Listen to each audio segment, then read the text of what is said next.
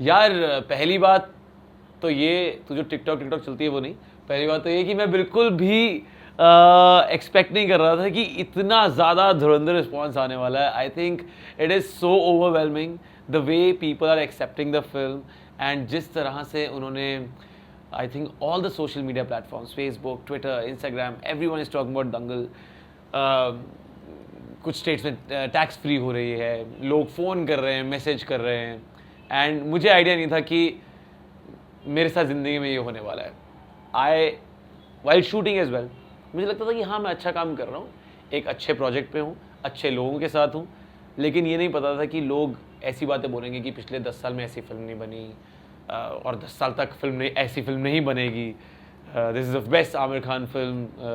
सो ये सब बातें जो लोग बोल रहे हैं, एंड उसके साथ साथ कमाल की बात ये है कि after you know primarily this film is on wrestling, and this film is about daughters को सेलिब्रेट करती है ये film.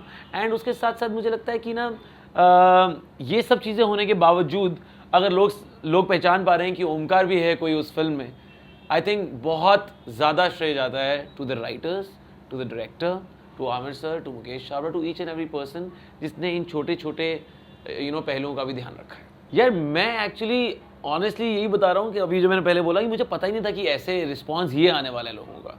Of course I was worried कि कैसे लोग इस पर रिएक्ट करेंगे, लेकिन मुझे बिल्कुल भी इतना एक्सपेक्टेड नहीं था कि यार लोग इतने खुले दिल से ओमकार का स्वागत करेंगे। They might just do it for wrestling, they might do it for daughters, they might do it for Aamir Khan, but they might do it for Nitesh Tiwari. लेकिन नितेश सर और आमिर सर ने तो मुझे बोला कि यार तेरा काम बहुत सही है, मुझे तब भी इतना मतलब यकीन नहीं हो रहा था कि अच्छा चलो ठीक है, शायद ठीक किया मैंने काम, लेकिन इतना ठीक किया है कि लोगों ने इस तरीके से एक्सेप्ट किया है और इस तरह से सेलिब्रेट कर रहे हैं वो इस फिल्म को और इवन मेरे रोल को। I am very happy, very very happy. क्या मैं आमिर के साथ काम करने वाला हूँ? यार फर्स्ट रिएक्शन तो यही था कि लोगों से बहुत कहानियाँ सुनी थी उनके बारे में कि वो डिटेलिंग पे बहुत ध्यान देते हैं, लोग कहते हैं वो मिस्टर परफेक्शनिस्ट हैं। ये बात सच है कि वो हर एक चीज़ पे ध्यान देते हैं और इक्वली ध्यान देते हैं, बट विदाउट बॉदरिंग द को actor, without bothering anyone in production और द डायरेक्टर और एनीवन, बल्कि वो पूरी टीम को इतनी साथ लेके चलते हैं। तो इनिशियल जब मेरा रिएक्शन था कि मैं आमिर खान के साथ फिल्म करने वाला हूँ, तो वो तो एक ड्रीम ही था, लग नहीं रहा था कि ये सच है बात। वंस आई रीच देयर, तब मुझे फिर भी पहले 1-2 दिन हिचकिचाहट हुई कि मैं आमिर खान के सामने बैठा हूँ।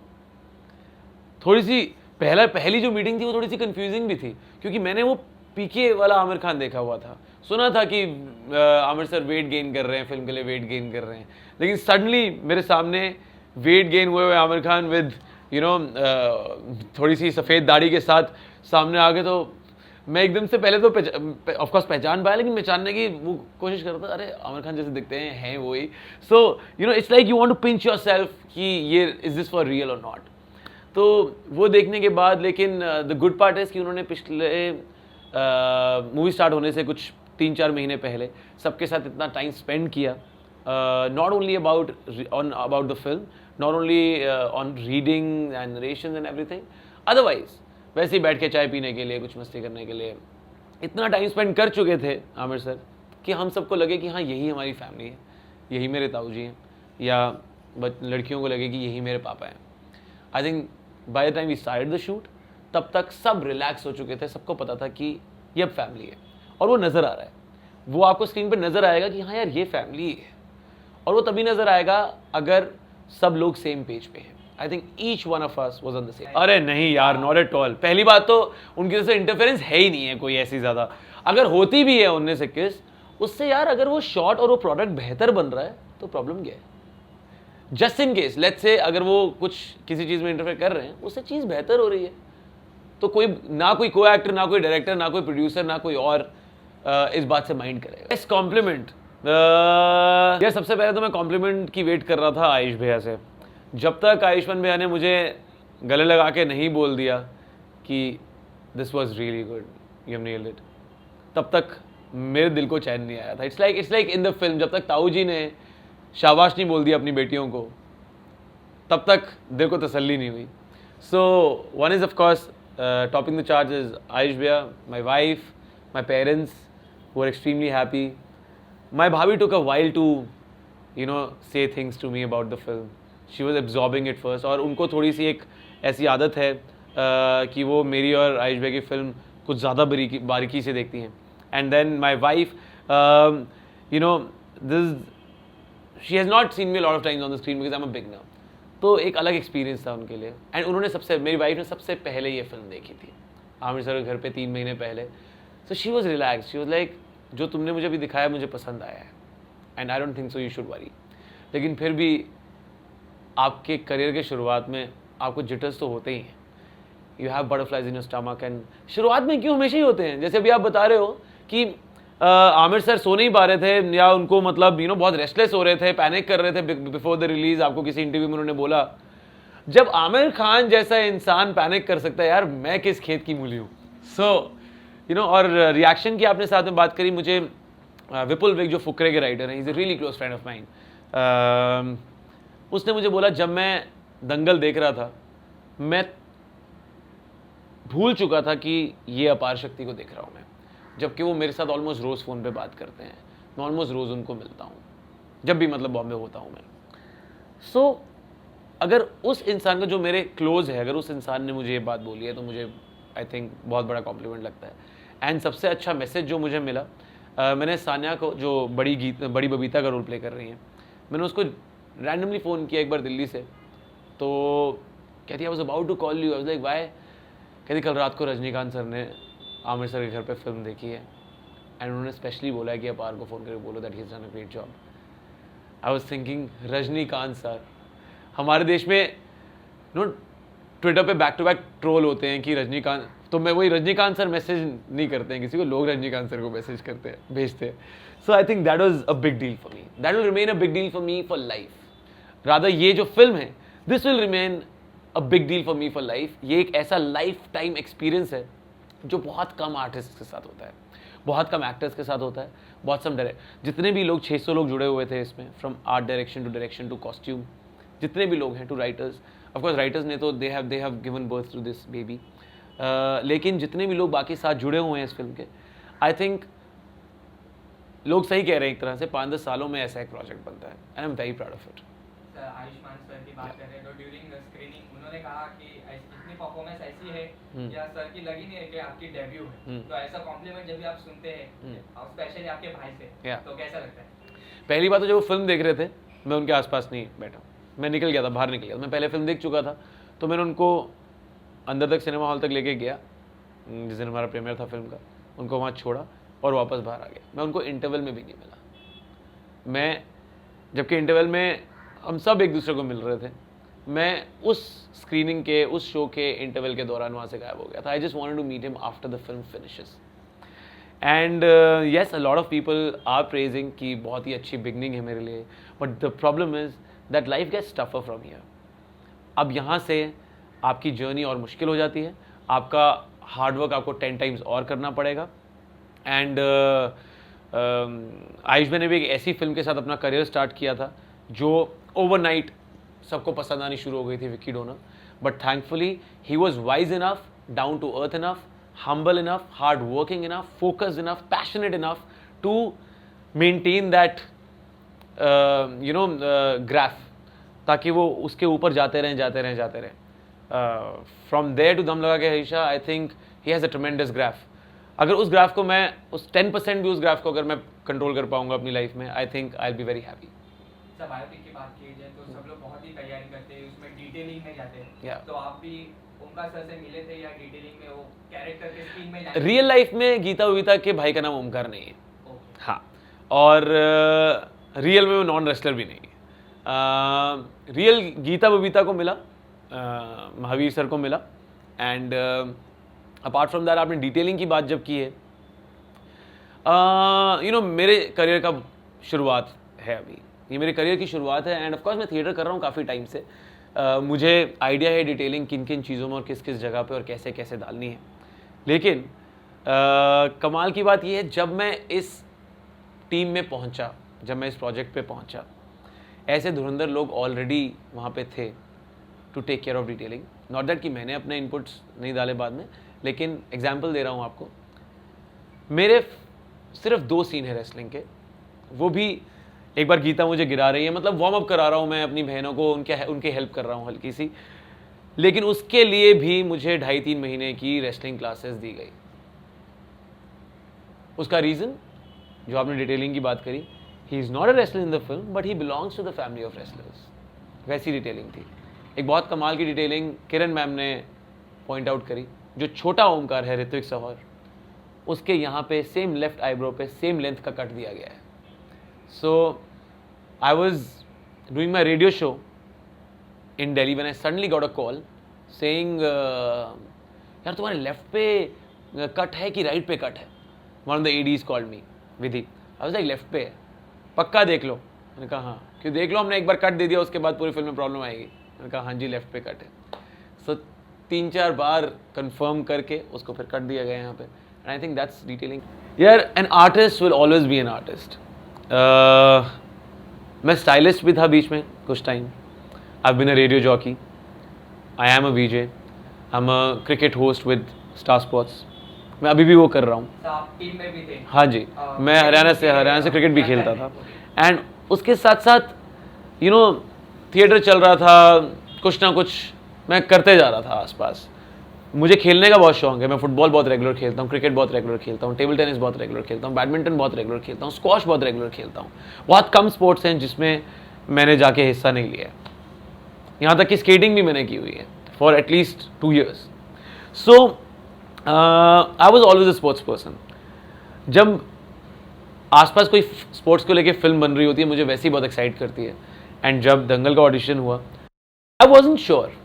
जब मैंने ऑडिशन दिया, हर एक आई थिंक आर्टिस्ट को लगता है कि यार मैंने इससे बेटर कर सकता था ऑडिशन, लेकिन मुझे पता था कि एक 15-20 सेकंड का एक ब्रैकेट था उस ऑडिशन में जहाँ मैंने बिल्कुल करेक्ट इमोशन पकड़े थे, जहाँ मैंने खुद फील कर लिया था, जहाँ मैं खुद रो पड़ा था कि। और मेरा सीन था ऑडिशन वाला, जब पटियाला जाने से पहले ताऊ जी कपड़े पैक कर रहे हैं बैग में, एंड ताई जी साक्षी हेल्प कर रही हैं उनको पैकिंग में। And I suddenly get up from my seat and से ताऊ जी मैं साथ चलता हूँ, ताऊ जी मैं खाना बना दूँगा, सब्जी काट दूँगा, पैर दबा दूँगा, आपके सब काम कर दूँगा।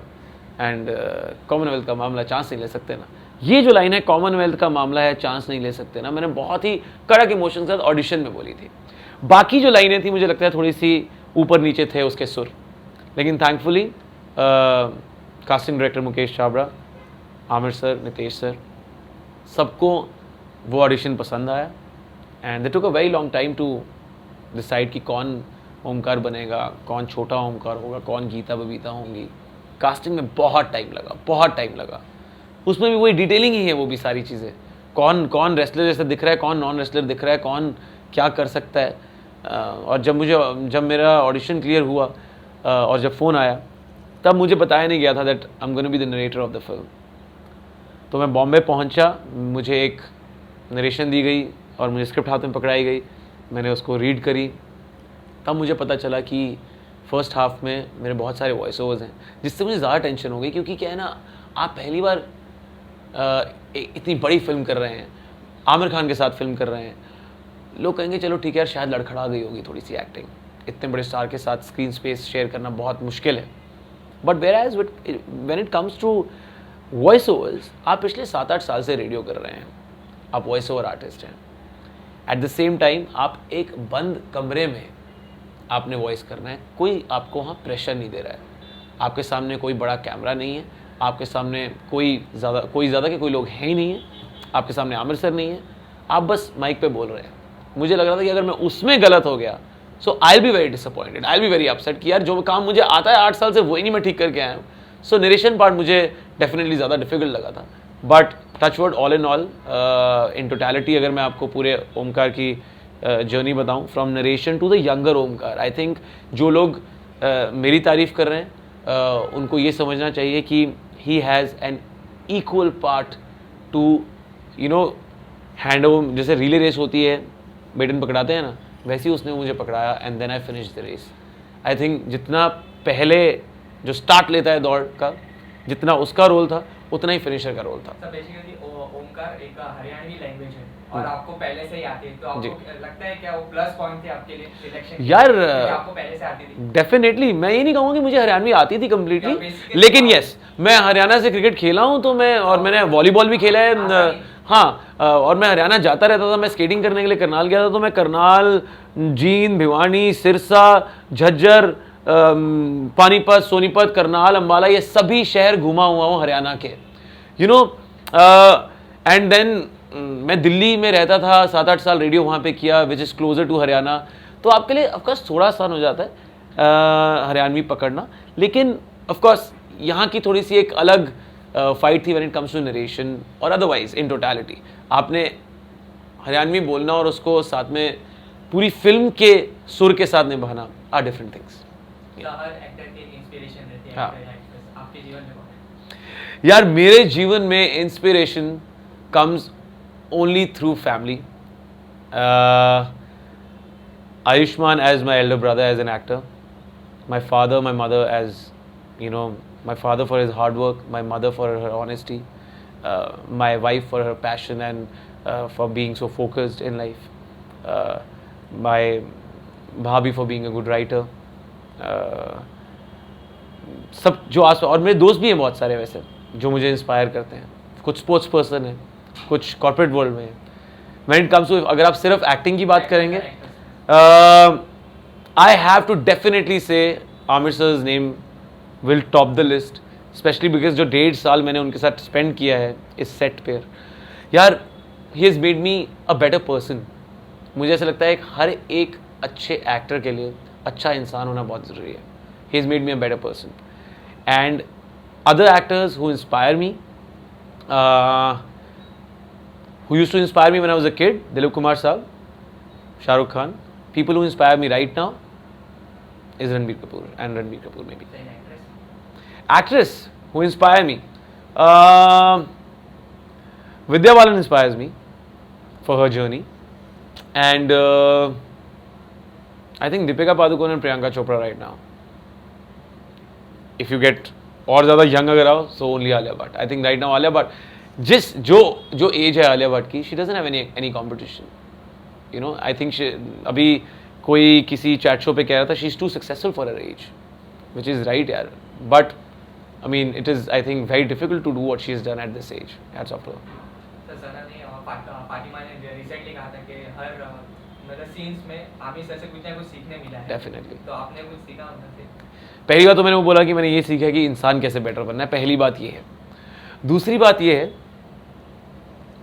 वो ना कैरेक्टर को जीते हैं, यही एक सबसे बड़ी और सबसे इंपॉर्टेंट लर्निंग है in the start of my career, कि आपने कैरेक्टर निभाना नहीं है, आपने एक्टिंग नहीं करनी, आप उस कैरेक्टर वो आप बन जाओ, वही बन जाओ आप अगर 1.5 साल के लिए वो बन सकते हो। कोई भी इंसान, कोई भी डायरेक्टर, कोई इंसान आपके सेट पे भी आसपास अगर कोई कुछ ऊंच नीच हो रहा है और कुछ आपको परेशान कर रहा है, लेकिन अगर आप वो कैरेक्टर बन चुके हो तो आपका सुर चेंज नहीं होगा, आपके रिएक्शंस चेंज नहीं होंगे, आपको वो चीज़ बॉदर नहीं करेगी। सो कैरेक्टर को जीना आई थिंक मैंने आमिर खान सर से सीखा है। रितेश सर ने अभी रिसेंटली कहा कि नेक्स्ट प्रोजेक्ट में शायद तक मैं सर को ले सकता हूँ, तो उसके ऊपर कुछ रिएक्शन? यार देखो, नितेश सर और आमिर सर की एक ऐसी कड़क टीम है और बॉन्डिंग तो है ही है डेफिनेटली। दोनों आपस में इतने कंफर्टेबल हैं, आई थिंक ये इतना बड़ा रीज़न है एक दूसरे का कंफर्टेबल होना कि इतनी बड़ी फिल्म बन पाई और इतनी अच्छी और इतनी ऑनेस्ट फिल्म बन पाई। अगर लोग एक दूसरे के साथ कंफर्टेबल नहीं है तो इतनी अच्छी फिल्म बनी नहीं सकती है। And I think the entire country will be really happy if they collaborate again, क्योंकि who doesn't want to watch good cinema. अगर हमें अगले साल दोबारा से 1.5 साल बाद, जब आमिर सर साल 1.5 साल 2 साल में अपनी अगली फिल्म लेके आते हैं नॉर्मली, अगर दोबारा से हमें कुछ ऐसा देखने को मिल जाए, नथिंग लाइक इट यार। सर नीतीश तिवारी के अलावा और कोई डायरेक्टर आपको मतलब काम करने का इच्छा हो या यार क्या कोई भी रोल ऑफर? मैं आपको बताऊं तो यार, मैं आपको बताऊं तो मैं सबका फ़ैन हूँ। मैं बाई चांस, आई होप मैंने किसी का नाम मिस नहीं कर रहा हूँ, but otherwise from Shoojit Sircar to Karan Johar to Imtiaz Ali to Anurag Kashyap to Dibakar Banerjee to Sharat Katariya to so many, to Shashank Khaitan, मैं उनके साथ अपनी अगली फिल्म कर रहा हूँ जिसमें मेरा गेस्ट अपीयरेंस है। नेक्स्ट आप मुझे देखेंगे बद्रीनाथ की दुल्हनिया में doing a special appearance for adharma film called Badrinath की Dulhania with Varun and Alia and Shashank Khetan जो उसके डायरेक्टर, इज़ अ वेरी कड़क guy and is a very close friend is well now. सो उसमें आप नेक्स्ट देखेंगे. And then I am working on my second song, वो आप जल्दी सुनेंगे, I think in couple of months में बी. सो directors अगर मैंने बाई चांस किसी का नाम गलती से भूल गया हूँ तो पता नहीं, लेकिन अदरवाइज ये सारे के सारे कल्ट डायरेक्टर्स हैं. ऑल ऑफ देम अपने जोन में इतने स्ट्रांग हैं. एंड अगर इन सब में से 4 लोगों के साथ भी मुझे काम करने का मौका मिल जाता है in my entire career, I feel blessed. Captainship, cricket, या एंकरिंग, या अभी डेब्यू, तो या सबसे ज्यादा एंजॉयमेंट आपने किसमें की? ये सबसे ज़्यादा इन्जॉयमेंट मुझे स्पोर्ट्स में ही आता है. सबसे ज़्यादा मज़ा मुझे स्पोर्ट्स में आता है. मैं एक बहुत ऑनेस्ट कन्फेशन ऑलरेडी एक इंटरव्यू में कर चुका हूँ, which is that I am a failed sports person. एक फेल्ड स्पोर्ट्स पर्सन के लिए आसान था ये किरदार निभाना, क्योंकि उस लड़के के खून में भी पहलवानी नहीं थी, वो खुद भी रेसलर नहीं था. सो मेरे पास शायद वो माइंडसेट था of a non sports person, जो मैं बन नहीं पाया in the head. Otherwise in my spirit I am a true sports person. मैं बहुत रेगुलर अभी भी सारी स्पोर्ट्स खेलने की कोशिश करता हूँ. आप मुझे अगर आज की डेट में कहेंगे कि आप एक फ्री ट्रिप टू लंदन ले लें या फिर आप एक फ्री फुटबॉल मैच ले लें एट अंधेरी स्पोर्ट्स कॉम्प्लेक्स, मैं शायद मैच जाके खेल लूँगा यार. हाँ, मैंने बताया बद्रीनाथ की दुल्हनिया एंड जो मेरा गाना आ रहा है, इट्स अ सिंगल जो मैंने लिखा है और कंपोज किया है. एंड शायद मैं गाऊंगा अभी, let's see, I don't know. अभी वो थोड़ा इनिशियल स्टेज में है. एंड 2-3 बहुत इंपॉर्टेंट लोगों के कॉल आए हैं फॉर कास्टिंग. बहुत इंपॉर्टेंट डायरेक्टर्स के फ़ोन आए हैं जो फिल्म बना रहे हैं already. It's just that I haven't sign anything yet. So as in when I do, as in when I sign my next project, you will be the first person to know. हाँ, new year के लिए हम सब जा रहे हैं पंचगनी अमृतसर के farm house पर. And yes, looking forward to it. New Year resolution to become a better actor, yeah, and to become a better human being, and to become a better sports person, to become a better friend, a better brother, a better son, a better husband, to become better in whatever I'll do. The New Year wish for your fans. Yeah. So guys, thank you so much for giving so much love to Dangal and especially Omkar. Wish you all a fantastic 2017. I hope ये साल आप सब के लिए बहुत ज़्यादा successful हो.